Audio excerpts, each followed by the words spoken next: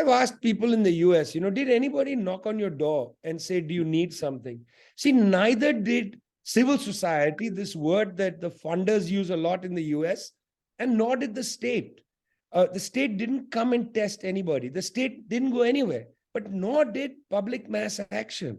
So in the United States, people have got into this habit of relying on the state. The state will do it. I remember once living in Providence, Rhode Island, and I was in an apartment and I looked out of the window and I saw a man hit a woman in the apartment next to mine. So I went running down the stairs. I mean, it was a horrible argument, and then he really hit her hard. I went running and I rang all the doorbells in the next building. Somebody came.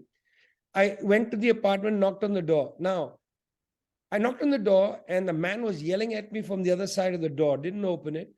Then a few minutes, maybe 10 minutes later, I was insistent. The police arrived and they threatened to arrest me for disturbing the peace. And I said, I just saw this. And they said, it's none of your business. You should have just called us. You see, the state must intervene between people. People cannot deal with each other. That's the evisceration of public action. You can't build a civilization or a society when people no longer are able to deal with each other. You see this all the time in advanced countries. In advanced countries, people are not supposed to intervene when they see something bad.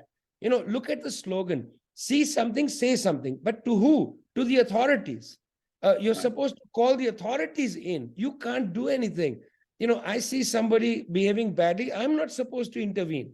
In fact, if I intervene, I might get into trouble.